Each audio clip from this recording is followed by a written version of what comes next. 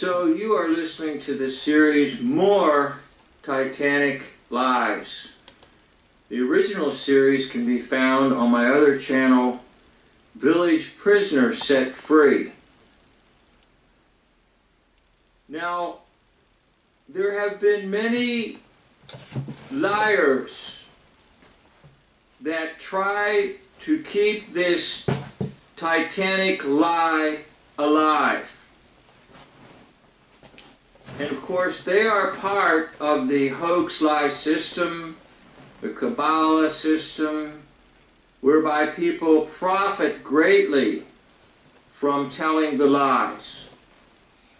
This individual, Charles Pellegrino, is in that vein. And this is one book that he has authored. The untold story of the sinking and finding of the unsinkable ship. Her name, Titanic. Now I want you to take notice of how the review of the book is listed on the front cover. And it gives you one word. Hypnotic.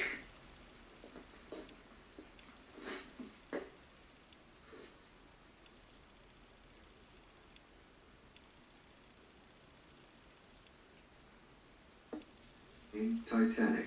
When the Titanic was built, it was built largely under the idea that each ship was its own lifeboat. And actually, the Titanic hitting the iceberg as hard as it did hit, and with all the damage that it did take along the side, that series of almost like Morse code punctures along almost 300 feet of the ship's length was... It actually did quite well, considering the kind of force of impact that it took. And it was just, just very strange piling up of one bit of bad luck against the next. Very strange. Yes, very strange indeed. He does pretty well with his lies. But beneath his face there are some snickers. Because he knows he's telling you a bunch of malarkey. The difference in whether the Titanic could sink or float was probably a matter of about 5 or 6 feet of damage. Plus everyone opening up the portholes on the starboard side. 5 or 6 feet of damage? The documentaries say it was 300 feet. A football field. Now he's talking about people opening up their window, their portals. Look at the smile he has. He knows he's just making stuff up for the camera. Ship and looking at it, a number of people leaving the portholes open as they left their rooms. Initially, you had only about 12 square feet of damage to the ship. Wait a minute. Watch the rest of this documentary series. They say 300 feet, a football field. He's trying to say it's just a few feet? And it was a very, very well-built ship. It really was not an engineering problem. It was just incredible luck. The boat is... Okay, that's Pellegrino.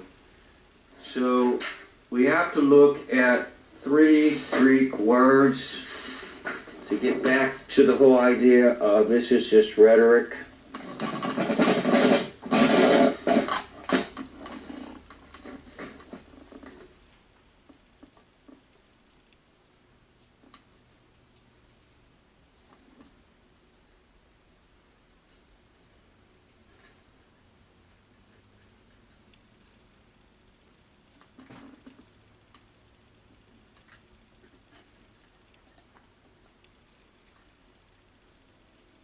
So in ancient Greek rhetoric, you had 3 key words for evaluating things.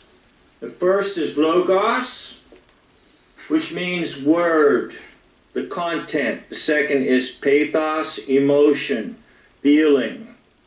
How much feeling, how much excitement, how much of the person's individual self is being put into the presentation. Then you have ethos, or the credibility, the reputation. And that's what we want to look at here for Mr. Pellegrino. Now, he's been involved in all kinds of goofy books. He's written a book about Hiroshima and Nagasaki, which never happened. Whoop, sorry about that.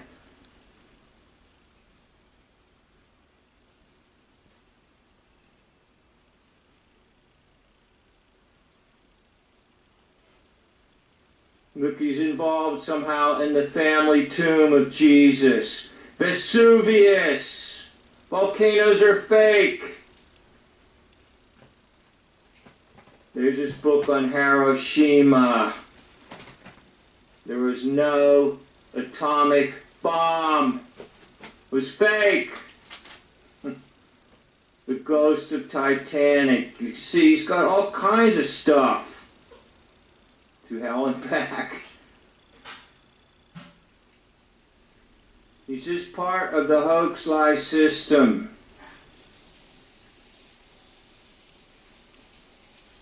Now, if you read his bio, you'll find out in his bio that there's lots of trouble. In that he claimed he got a Ph.D. from Long Island University. And the university has said repeatedly he never got a Ph.D. So he lies about his credibility with a Ph.D. Last train from Hiroshima. Hiroshima was a fake out. So was Nagasaki. And here's all the books that he's written.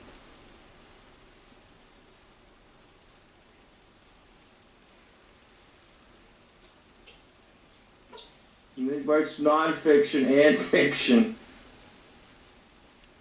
And he's been involved in a lot of documentaries and all kinds of nonsense. Anyhow, you can investigate him. Whoop, that was from my other presentation. Okay, so this is just kind of a quick word. It's somebody interviewing him, and you won't see much, but you'll actually hear him speak about his book about Hiroshima and Nagasaki. We are talking to Charles Pellegrino, the author of To Hell and Back, The Last Train from Hiroshima.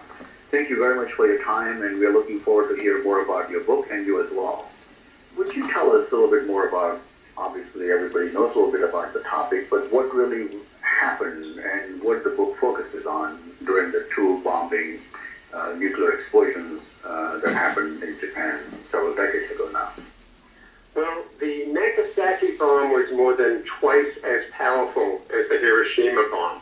And in fact, most of the photos that some people might be familiar with that they've seen are actually of the town upriver of Nagasaki, Murakami, and not Nagasaki itself. It was, the results were much more horrifying. The injuries to the people, even very far away, were much worse. For example, in Hiroshima, trees facing Hiroshima had some flash desiccation of the leaves, drying out of the leaves during the days afterward as a result of the splash, out to a radius of only about 12 kilometers. For Nagasaki, it was out to a radius of 80 kilometers, which is about 50 miles. If you can imagine a dry period in the northwestern U.S., that would have created a hurricane of fire 100 miles across, those kinds of splash effects during a dry season. The bombs were actually much worse than most people imagine, and So he hit the right word there, imagined. So that's Pellegrino, who's trying to tell us about the Titanic in his earlier years of hoaxing. You heard him in a little bit more of the later years of hoaxing. But anyhow,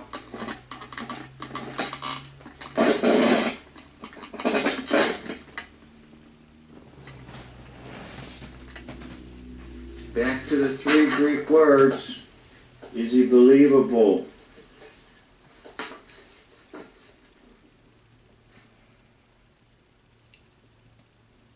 It's the last word. Ethos. His credibility. Can you believe someone who claims they have a Ph.D. and over again the university denies it? New York Times wrote an article that says, no, he doesn't have a Ph.D. He's a liar. But yet, people will believe him about the Titanic. I'd like to thank you for watching this video. End of video.